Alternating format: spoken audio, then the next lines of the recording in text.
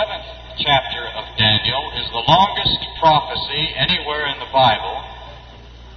It was written in 538 BC, 538 years before the birth of Christ. And all of these things that are written here did not come to pass until about a little over 100 years later. Now, this prophecy is given in quite a lot of detail. And if you want any proof that the Bible is divinely inspired, I think that this chapter is one of the best proofs. Nobody, absolutely nobody, could, by any human means whatsoever, have written something so thorough as this, predicted it, and then had it happen just exactly as it said. And every last detail of this chapter came to pass just a little over 100 years later. Starts out, also I, in the first year of Darius the Mede, even I, stood to confirm and to strengthen him. This was written in 538 BC. And now I will show thee the truth. Behold, there shall stand up yet 3 kings in Persia. You might take notes on this if you'd like. Cambyses, C-A-M-B-Y-S-E-S. C-A-M-B-Y-S-E-S was the first. Smerdis was the second, S-M-E-R-D-I-S. Darius the first, D-A-R-I-U-S. Darius the first was the third. And then Xerxes, and the fourth shall be far richer than they all, was Xerxes, X-E-R-X-E-S. X-E-R-X-E-S. And he did attack Greece, and by his strength through his riches he shall stir up all against the realm of Grecia, or Greece. And a mighty king shall stand up, that shall rule with great dominion and do according to his will. Now the great king that rose up later out of this was Alexander the Great of the Greco-Macedonian Empire. And when he shall stand up, his kingdom shall be broken and shall be divided toward the 4 winds. Alexander the Great was the greatest military man in history. They still teach his tactics in West Point. They still teach it to our army officers. He devised warfare as we know it today with armies that moved quickly, and that he was so wise in devising different weapons of destruction, for instance, a catapult and things like that for taking walled cities, that they declared him a genius, and he conquered the known world. He was 33 years old when he died. He began ruling, I believe, about the time he was 20, and he, with his army, conquered the entire world. He died of a drunken debauch in India. He conquered all of Egypt, all of North Africa. He conquered all of Macedonia and Greece, what is now Turkey, and Israel and Palestine and Lebanon and Syria and Iran and Iraq, and on out through Egypt. Took the entire world. By the time he was only 33 years old. Then when he died, this 4 winds, that his kingdom should be broken and should be divided toward the 4 winds of heaven, and his posterity not to his posterity, nor according to his dominion, which he ruled, for his kingdom shall be plucked up, even for others beside those. Now when he died, 4 of his generals took over.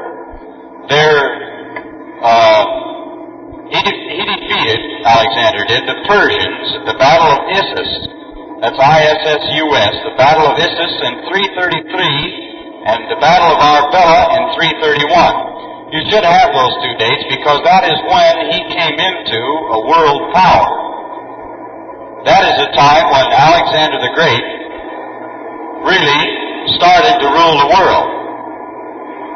Now his empire was divided to 4 generals, plus a few other unimportant divisions. A man named Ptolemy, P-T-O-L-E-M-Y,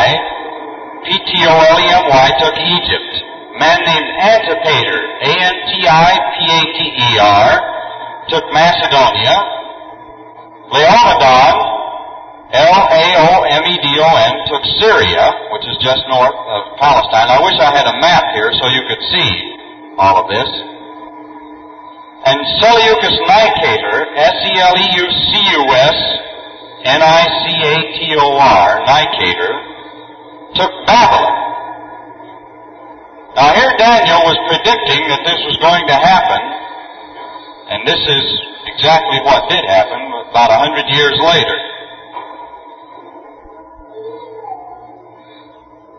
So he was to stand up. He was to be a great king to stand up. His dominion was to be broken and scattered to the 4 winds of the heaven, which it was under his 4 generals. It did not go to his posterity. He had a bastard son, a child that was born illegitimately.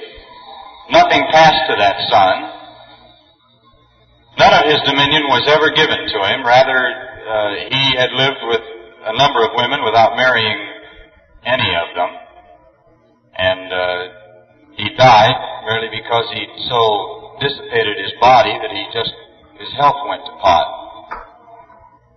Now, and the king of the south, who became this Ptolemy Soter, P-T-O-L-E-M-Y Soter, S-O-T-E-R, shall be strong, and one of his princes, who was Seleucus Nicator, one of the 4 generals of Alexander the Great, and one of his princes, and he shall be strong above him and have dominion. His dominion shall be a great dominion. And in the end of years they shall join themselves together. For the king's daughter of the south shall come to the king of the north to make an agreement. Now, in the Bible language, as most of you have heard before, north and south refer to north and south of Jerusalem. North is Syria, and south is Egypt. And that's the way this works out here. To make an agreement. Now that was a marriage agreement which took place between Antiochus II of Syria, Antiochus II of Syria, who was the king of the north, and Bernice, who was the daughter of the king of the south. Antiochus' first wife, in history now, this is what happened. Antiochus' first wife took vengeance by having Bernice slain. The Egyptians who attended her killed her son, and they murdered her son. The King James has a mistranslation here, as we'll find. And Antiochus was poisoned. Now that is what actually happened. You can dig this out of secular history, and I'll see how he foretold it here. And in the end of years they shall join themselves together. For the king's daughter of the south shall come to the king of the north, Bernice coming to marry Antiochus II, to make an agreement, which was a marriage contract, the agreement that they had, joining these 2 nations together. But she shall not retain the power of the arm. Now that does not mean the power of an army, but the power of her descendancy. Her son was killed by the Egyptian attendants. Neither shall he stand nor his arm. In other words, her son was killed. He would not stand, nor any of his offspring. But she shall be given up, and they that brought her, and he that begat her, and he that strengthened her in these times. Now all of these people, those that attended her, were killed. Those that strengthened her, her attendants from Egypt, were killed. Her son was killed. Her husband was poisoned. And she died. But out of a branch of her roots. Now, a branch of her roots would be her father and mother. A branch would be a brother or sister.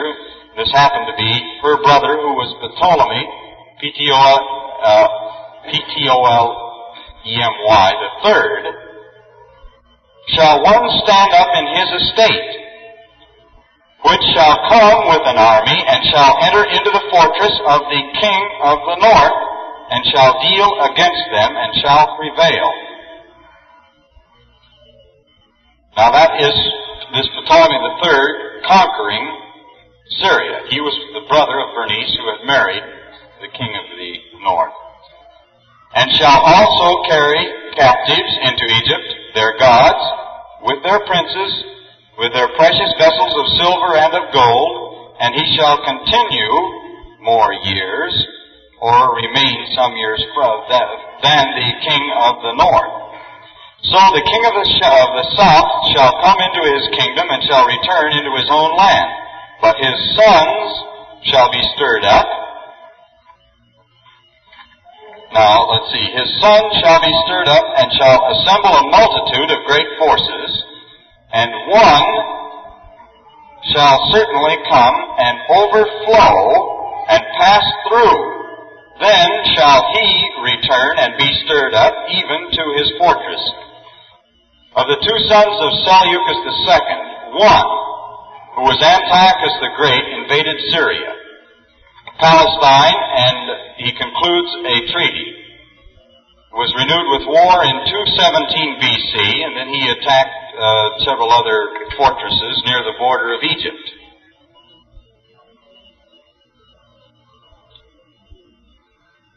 So his sons there, the king of the south, shall be moved with color, and shall come forth and fight with him, even with the king of the north. He shall set forth a great multitude, but the multitude shall be given into his hand. Now this his here was Philopator of Egypt. He defeated the king of the north at a place called Raphia, R-A-P-H-I-A. And when he hath taken away the multitude, his heart shall be lifted up, and he shall cast down many 10,000s, but he shall not be strengthened by it. Now, the Egyptians annexed Palestine to Egypt, but they made a rash treaty with Syria, and that dissipated their victory and made it as nil or nothing. Then Philopator persecuted thousands of Jews.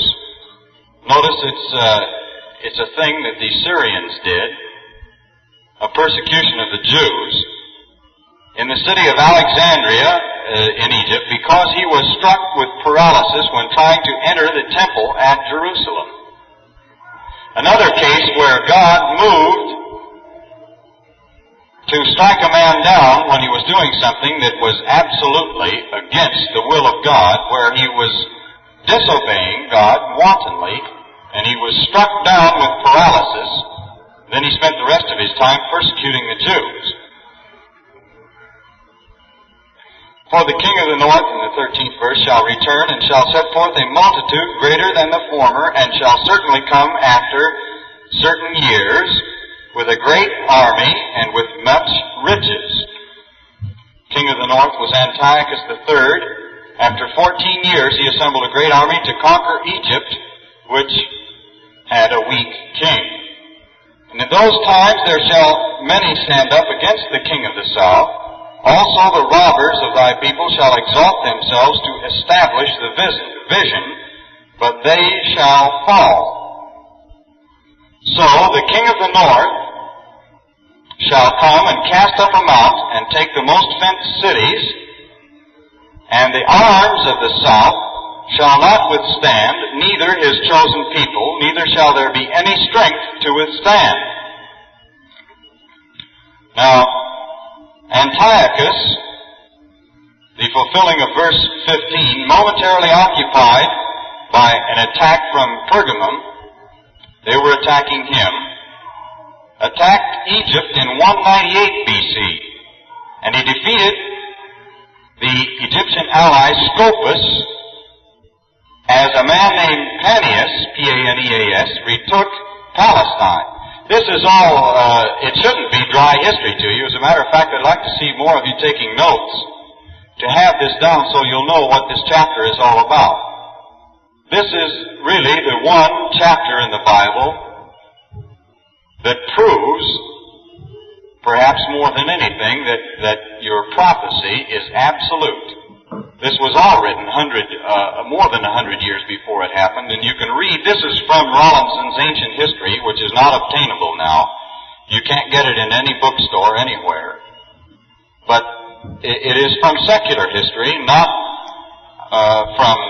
by religious writers at all, proving that every last event that was foretold here took place. So the king of the north and so on shall come, which was verse 15.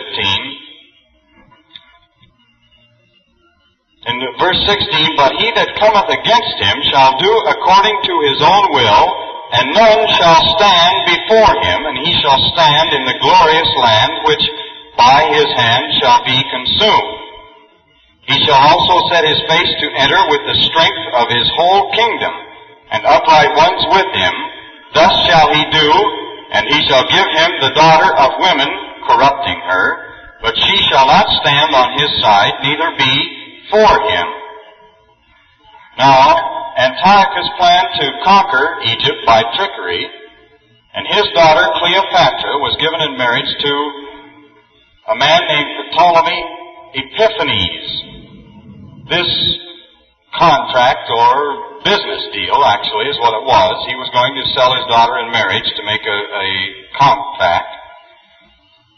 Appeared, or seemed to be, of uprightness and equal conditions. But it failed, and then Cleopatra aided her husband against her father. Her father sold her, you might say, in marriage to Ptolemy. So she married him, but it didn't work out. She turned on her father and helped her husband defeat him. He shall also set his face to enter with the strength of his whole kingdom, and upright ones with him. Thus shall he do, and he shall give him the daughter of women, corrupting her, but she shall not stand on his side, neither be for him. After this shall he turn his face unto the isles, or coastlands, and shall take many. But a prince for his own behalf shall cause the reproach offered by him to cease. Without his own reproach he shall cause it to turn upon him. That was Antiochus invading Asia Minor and taking the Aegean Islands, which are off the coast of between Greece and Italy. And the Roman general Scipio, S-C-I-P-I-O, we hear a lot about him in history, in 190 BC causes the Syrian reproach to Rome to return on his own head, and Antiochus was overwhelmingly defeated in that year. Now notice, after this he shall turn his face to the coastlands, the isles, which he did. He invaded Asia Minor, and he took the Aegean Islands. A prince for his own behalf shall cause the reproach offered by him to cease. Roman General Scipio in 190 causes the Syrian reproach to Rome to return on his own head. Without his own reproach he shall cause it to turn upon him. Then he shall turn his face toward the fort of his own land, but he shall stumble and fall and not be found.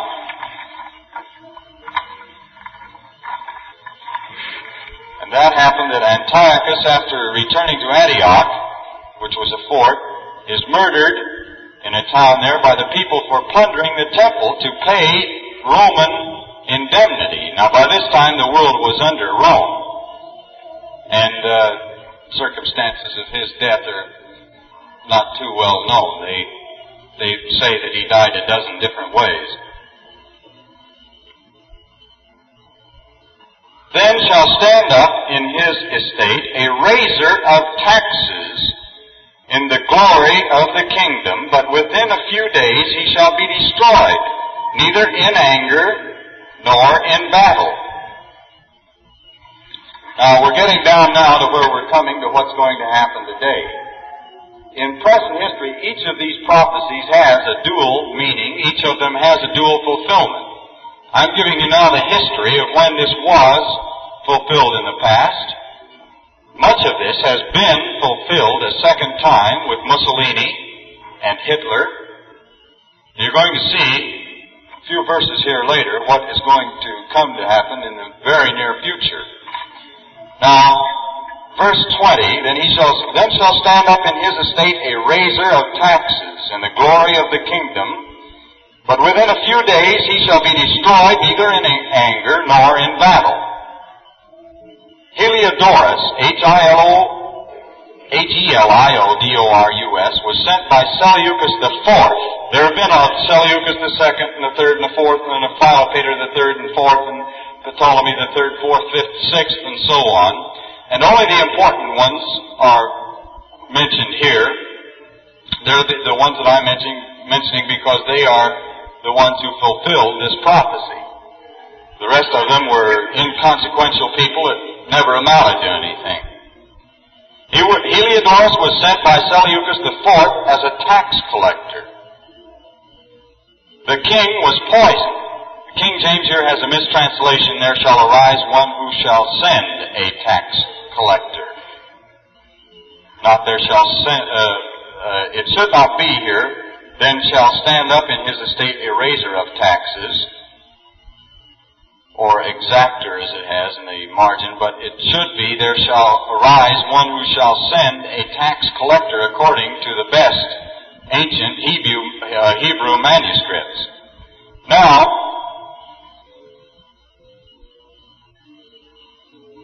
come down to verse 21, and in his estate shall stand up a vile person, to whom they shall not give the honor of the kingdom, but he shall come in peaceably and obtain the kingdom by flatteries, or come in time of security. Now we're coming down to where it's beginning to talk about Hitler. If you'll notice, everything in this verse will apply directly to him.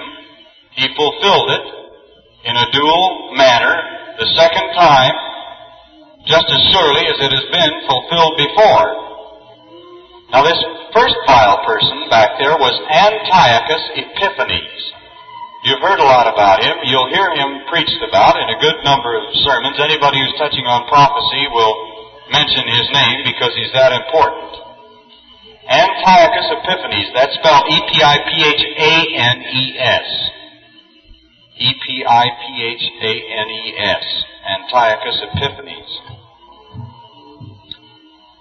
And with the arms of a flood shall they be overflown from before him, and shall be broken, yea, also the prince of the covenant. Now,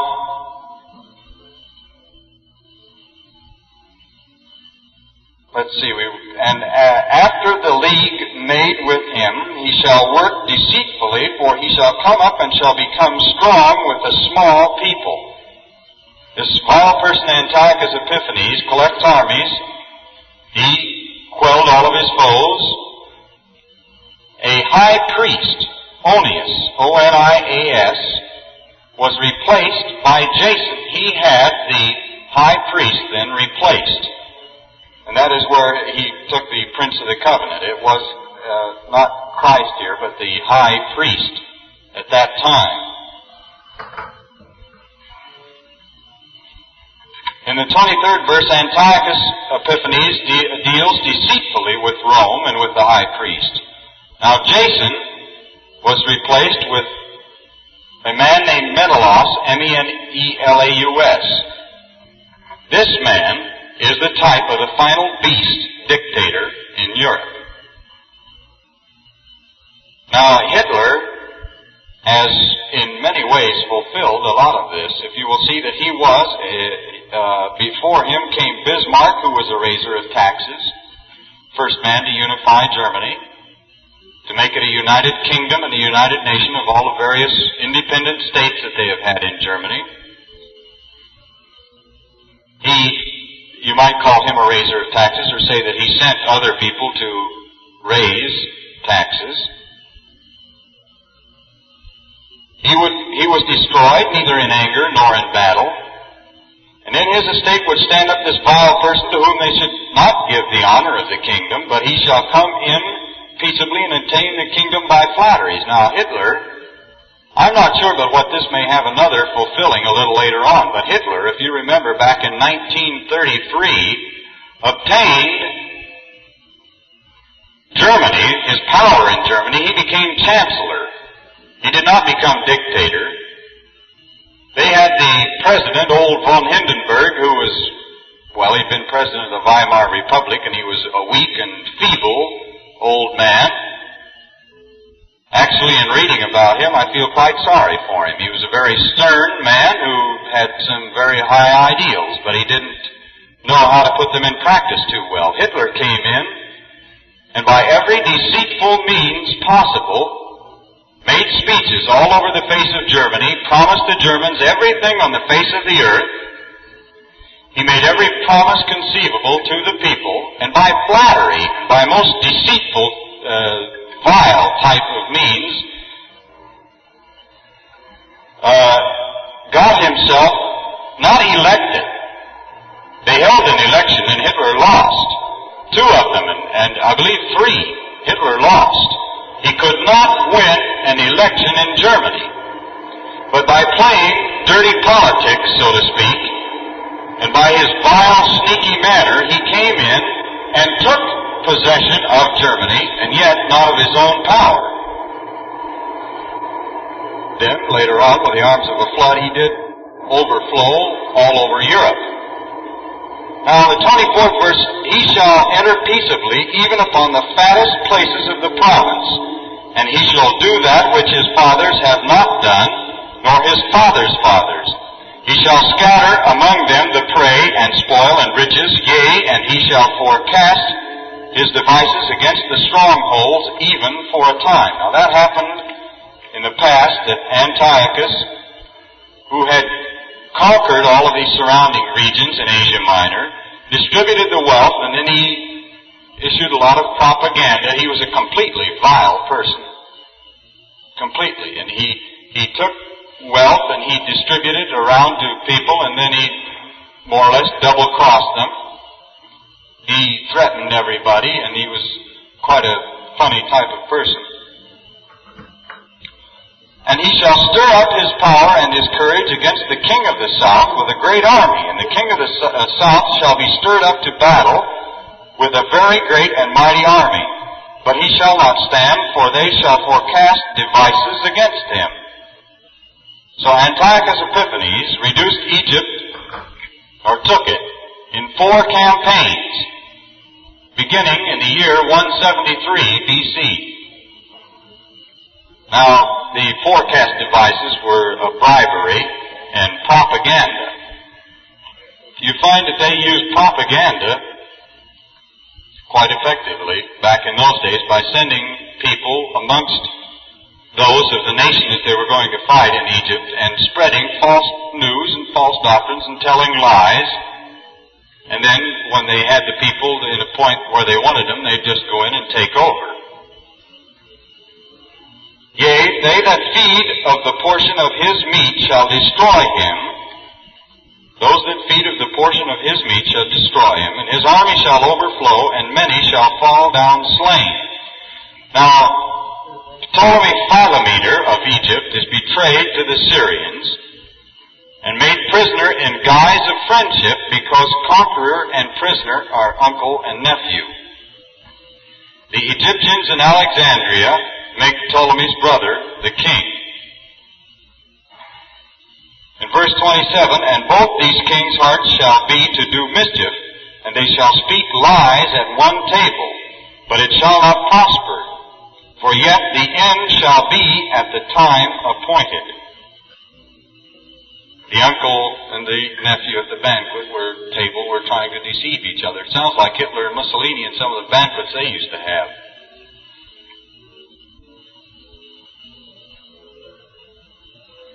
Then shall he return into his land with great riches, and his heart shall be against the holy covenant.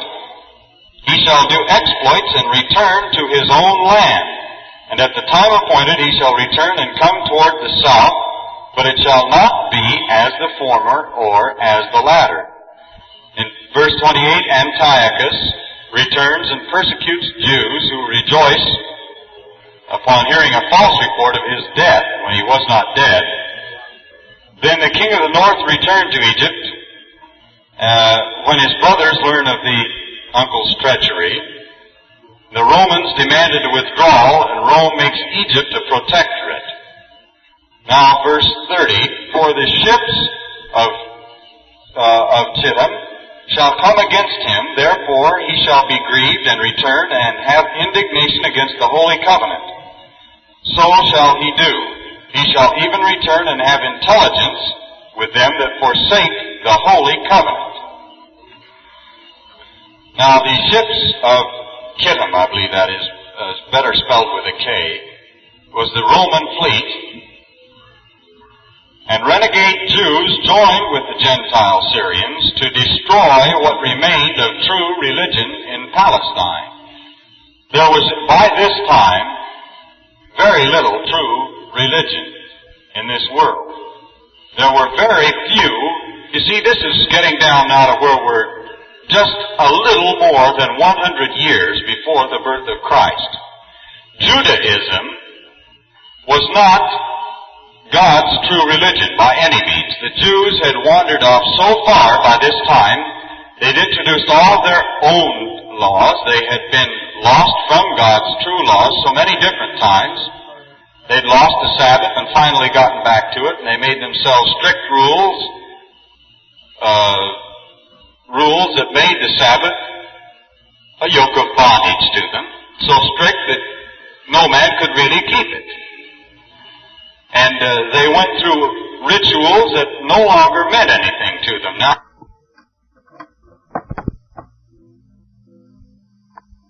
although the Word, the Logos, or spokesman of God, which is Christ, all through the Old Testament had been with their forefathers, and if they had obeyed, they could still have been led by Christ. But they rather chose to reject Him and go the other way. Now, these laws were given for the very purpose of teaching these people that God was a loving God, that He was kind, and that they should be obedient to Him. But people read these laws today, and they think they're so stern and harsh, and they think the whole world has come to believe that God is unmerciful, that He is anything but love, that He's as harsh as He can be, and that He wants nothing but misery for all mankind. That's actually the idea that has been put across.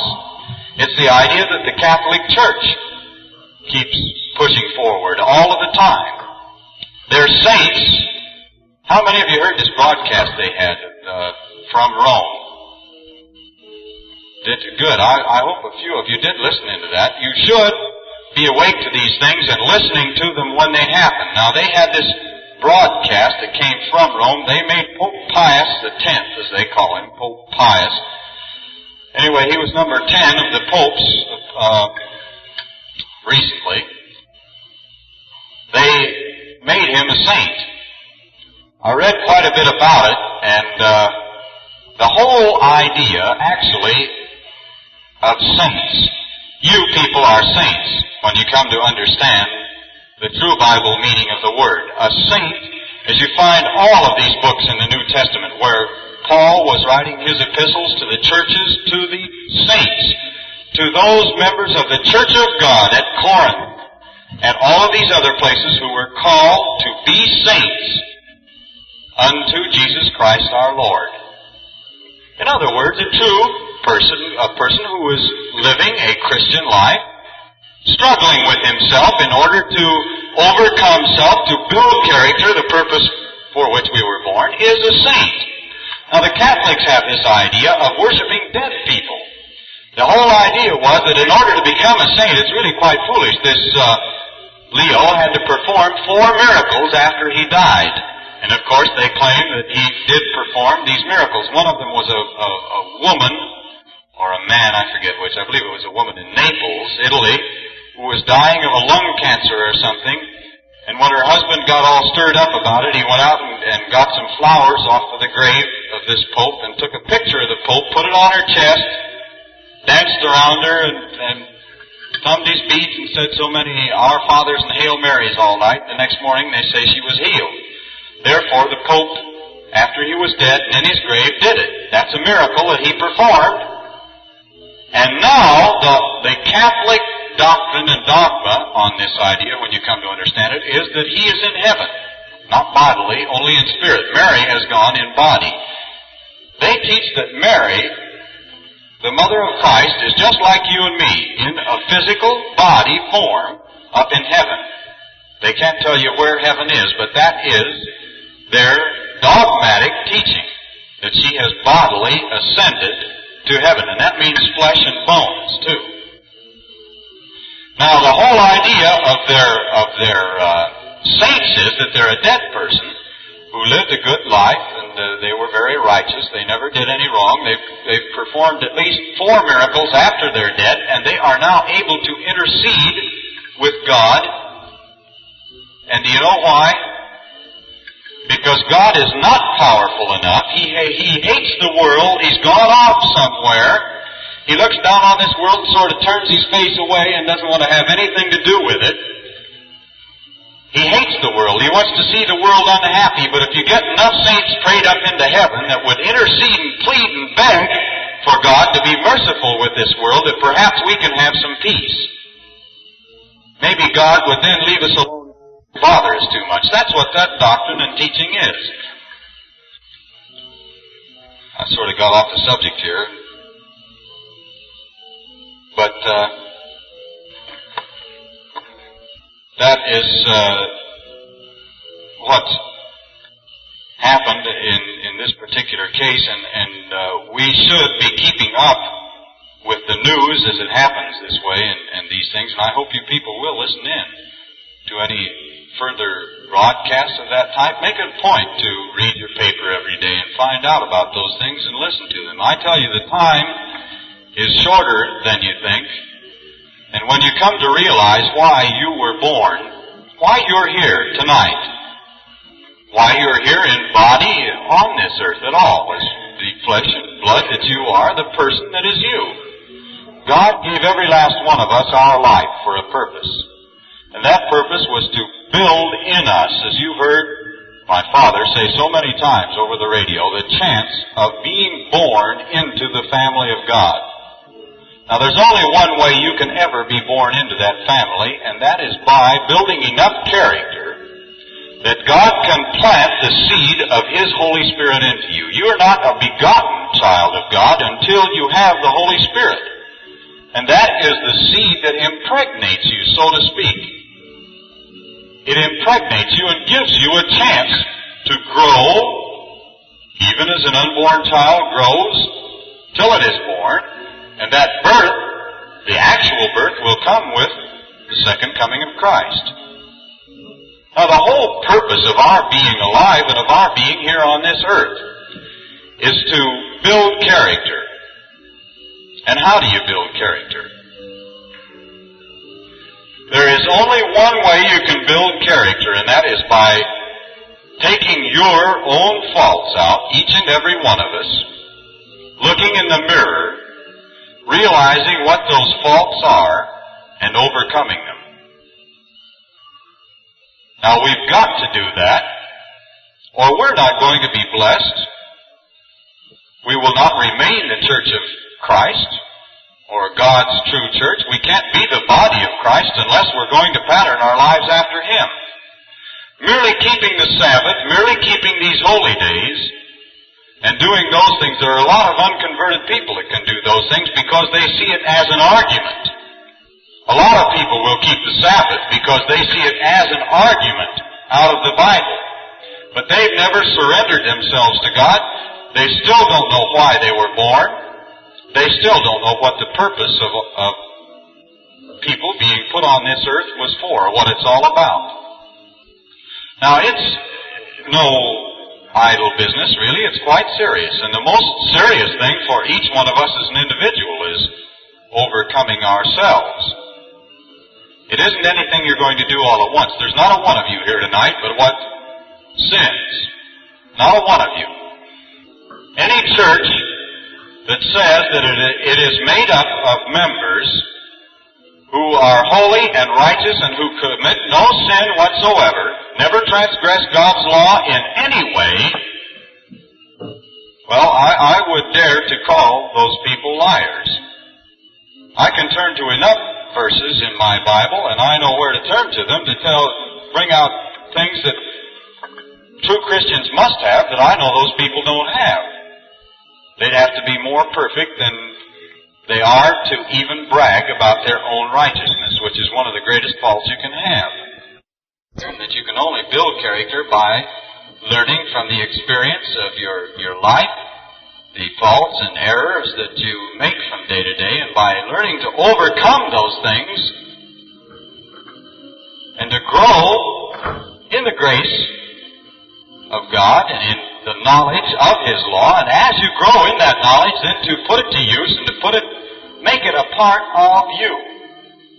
Now actually, Christ, when you stop to think about it, Jesus Christ, our Messiah and Savior, was the law of God personified, wasn't He? He never broke a point of it. He had perfect patience.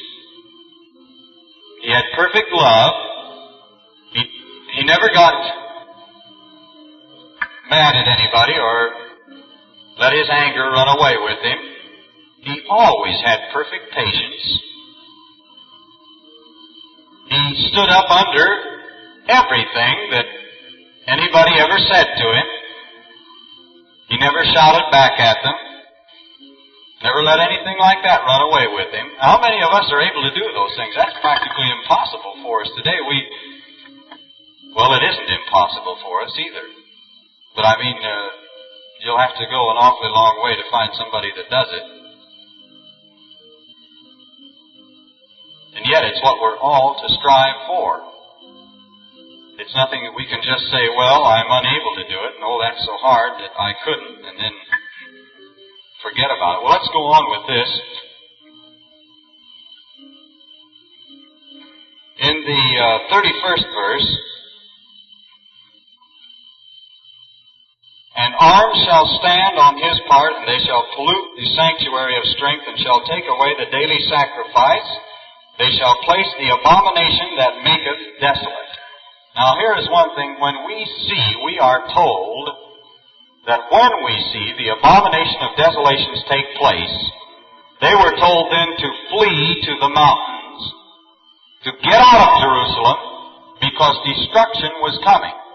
We are told that when that happens again, that is the sign that Jesus Christ is coming almost momentarily. That means that within the next few days or weeks, you can look for the return of Jesus Christ. When this happens again, it's going to happen again. The Bible clearly shows that it must happen again. That was the 31st verse. This took place then at the climax of war. Also, you'll find that in Daniel 8, verses 11 to 14. An idol of Jupiter Olympus was set up. That idol of Jupiter Olympus is the same one that they call St. Peter now. I'm pretty sure that it is the same one that they call St. Peter that's in the Vatican in Rome. I'll see that this summer. I'm going to go down to the Vatican again, and we'll be undoubtedly in St. Peter's Cathedral, as they call it there. "And such as do wickedly against the covenant shall he corrupt by flatteries, but the people that do know their God shall be strong and do exploits." Now, many Jews rejected the covenant of God, and they had the Maccabean revolt. And if you notice that when this comes again, "Such as do wickedly against the covenant shall he corrupt by flatteries, but the people that do know their God shall be strong and do exploits." Something that you're going to see start to take place in this world again before too long. A lot of miracles that are going to take place, not here in the form of healings. We have had several miraculous healings since I saw you last, of people that were here with us. Several that have been out to visit us in California since we were here last that were in quite critical condition. and that have been healed of various things. But the time is coming now, before very long, when you're going to start to see miracles being worked in front of the entire world. And these things that are prophesied in Revelation, and as it says here, that the people who know their God shall be strong and do exploits, various miracles are going to be performed, and the devil is also going to give power to his chief agent, who is going to profess to be able to read signs of the times and to read great wonders, as a lot of great swamis and fortune tellers have always been able to try to do and said they have been able to do, and they're going to fool the people with these things. Enough so, and they will be able to perform such miracles that the very elect, would be fooled if it were possible. And some of them of understanding shall fall, to try them and to purge and to make them white. In other words, to make the body. And that is something that undoubtedly will happen now in the next few years. I don't know how many years, but that's something that we might as well realize is going to happen to this church. It is going to happen to the church that is the affianced bride of Jesus Christ. Some of these tribulations that are coming, and believe me, they are coming. I think you can see that from what the Bible does say. Some are going to fall. That means some who are members of the church are not going to be strong enough. They're going to fall so that the body itself may be purged out of all those weak ones, of all those who are not strong enough, so that it may be made pure and white to be presented to Christ as His bride when He comes. And they that understand among the people shall instruct many, yet shall they fall by the sword, and by flame, by captivity, by spoil, many days. Now, let's go back here. Verse 33 to 35, the church of God to the time of the end. The Jews don't know God. The Jews only know what the Jews have set up in their own laws and what they think they will make them righteous by their own doings. And even the persecution that they are suffering does not make them righteous. They use that as an excuse. I've talked to Jews who say that because they are persecuted, that makes them righteous and proves, therefore, that they are the true worshipers of God, yet they deny Christ. Now, when they shall fall, they shall be helped with a little help, but many shall cleave to them with flatteries. That's one thing that's pretty hard to overcome. Flattery, that's one thing that a lot of people fall for. Some of them of understanding shall fall to try them and to purge and to make them white, even to the time of the end, because it is yet for a time appointed. And the king shall do according to his will. He shall exalt himself and magnify himself above every god, shall speak marvelous things against the God of gods, and shall prosper till the indignation be accomplished, for that this is determined shall be done. For that is determined shall be done. That is going to come to pass. It's something that I think you can see how it will be fulfilled. He will exalt himself and magnify himself above every god and speak marvelous things against the God of gods, and shall prosper till the indignation be accomplished. And the accomplishment of that indignation will be when the abomination of desolations takes place, and they are going to make this statue to speak by some means or another.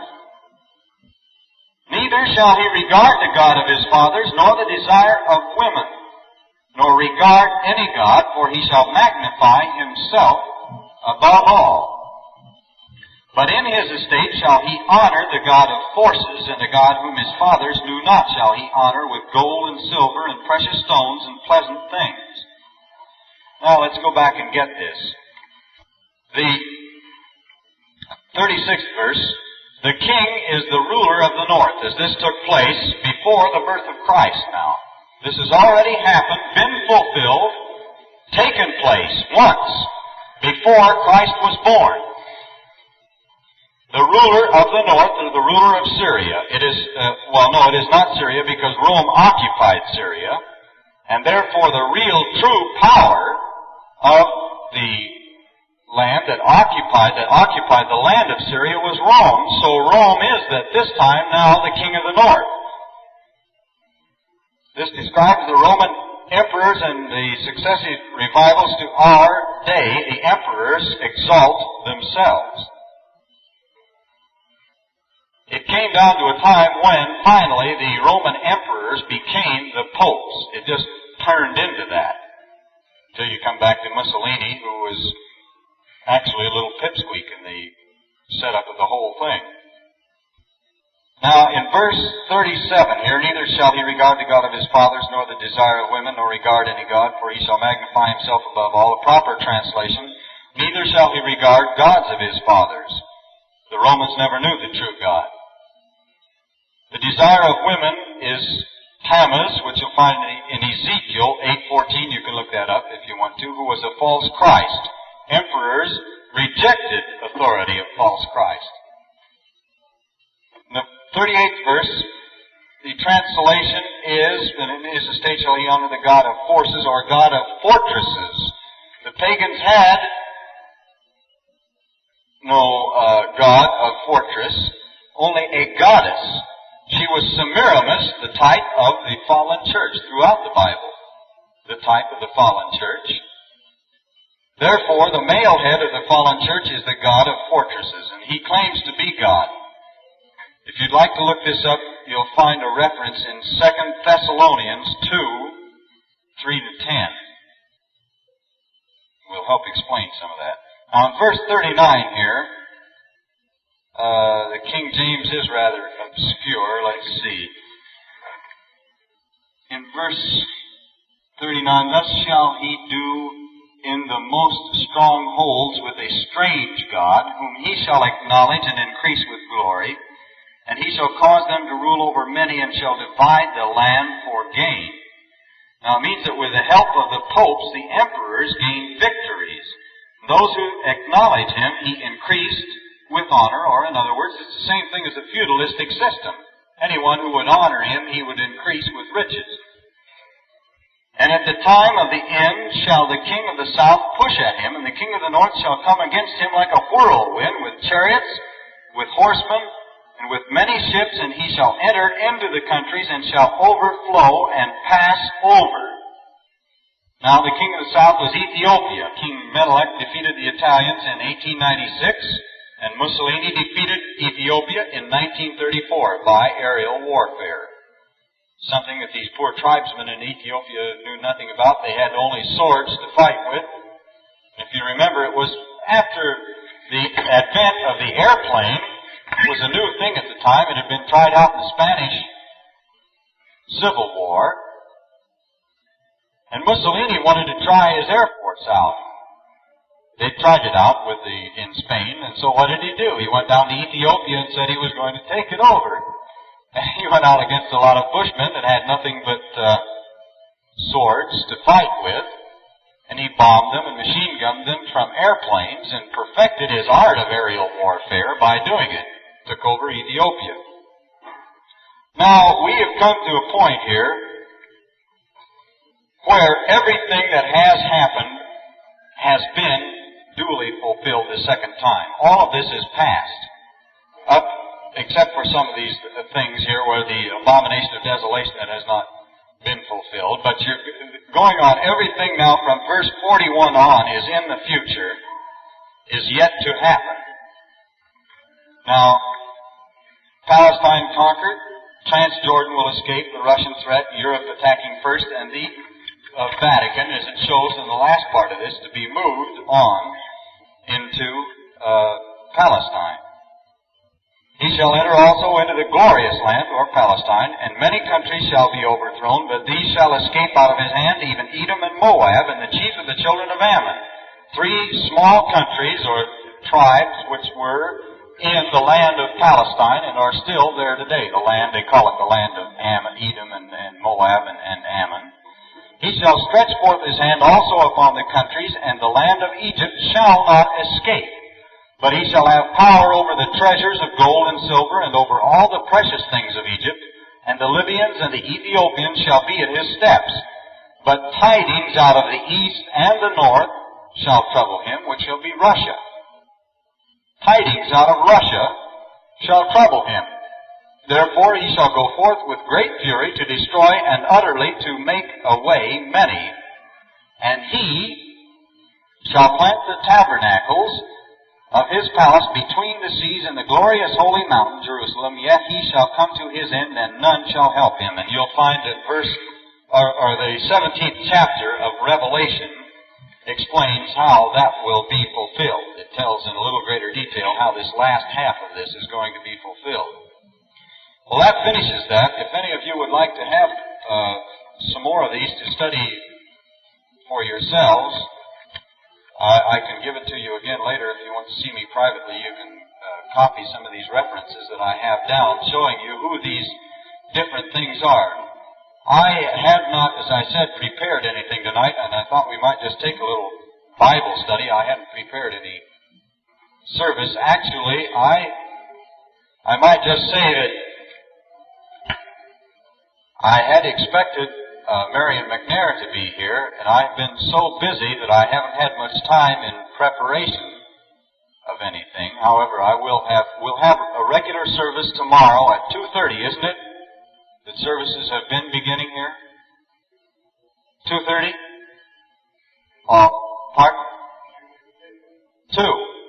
All right, then we'll begin service tomorrow at 2 o'clock, as usual. We'll have the Sabbath service here at 2 o'clock. And we will have services on Sunday. Try and have a service on Sunday afternoon. And then there will be a service at 10 o'clock on the day of Pentecost, which is Monday.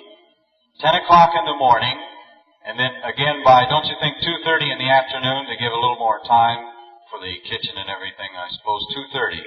We'd better make that in the afternoon on Monday.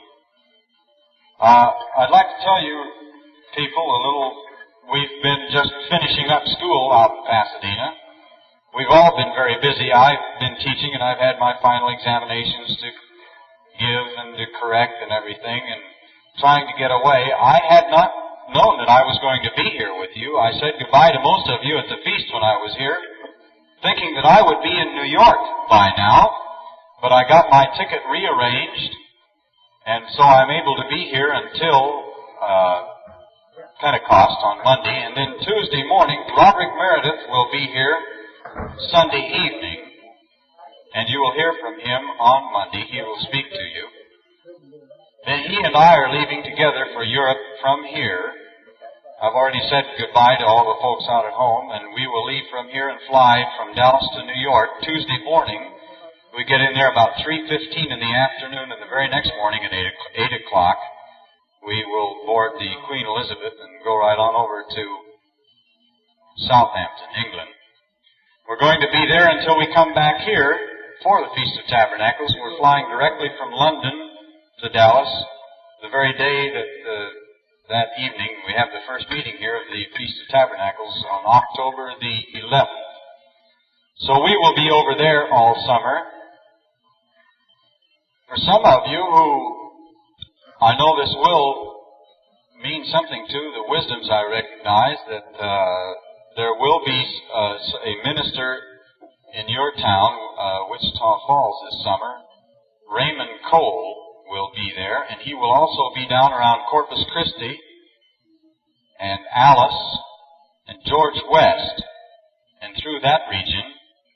There is a baptizing tour out now consisting of Gerald Waterhouse and George Meeker, who was here at the Feast of the Passover with me, and Raymond McNair, who has gone with them to help them get started, and then Raymond McNair will later take Kenneth Swisher with him, and there will be those two tours going out.